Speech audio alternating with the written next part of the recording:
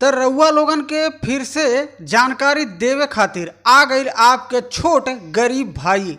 तो बाबू बता दी आप सबके हम कि भोजपुरी के उभरता स्टार बनी नीलकमल सिंह, इनकर कुछ दिन पहले एगो गाना आयल रहे जवन कि हिंदी सॉन्ग रहे। गाना काफ़ी कमाल के रहे और गाना एकदम ट्रेंडिंग में चलत रहे, लड़की दीवानी। जी हाँ भैया हो, आपो लोगों सुनले बाटी गानवा के लड़की दीवानी।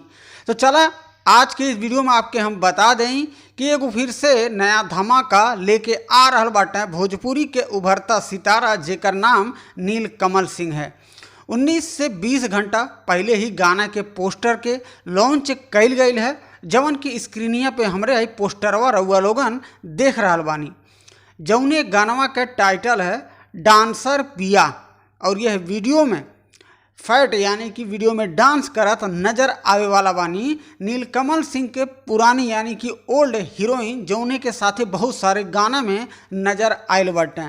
तो भैया जेकर नाम है सृष्टि उत्तराखंडी, नीलकमल सिंह के साथ में ई गानवा में नजर आवे वाला बानी।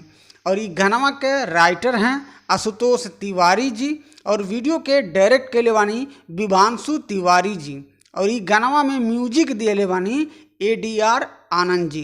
तो रउआ लोगन तैयार रही जा, काहे से फिर से भोजपुरी के उभरता सितारा नीलकमल सिंह लेके आ रहल बाटे बहुत जल्द आप सबके बीच में एगो और भोजपुरी से नया ब्लास्ट सॉन्ग।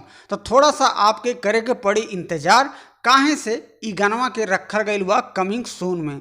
हो सकला कि 1-2 दिन में गानवा के लॉन्च कैल जाए। अगर जैसे हमारे पास जानकारी आ जाई तो हम अपने YouTube चैनल पे पोस्ट कर देला, आप लोग पोस्ट भी देख ली जा। काहे से वीडियो ना बन पाई टाइम पे तो हम पोस्ट जरूर कर देला। तो वीडियो हमारा आपके पसंद आ गई बा तो भैया बाबू लाइक कर दी जा।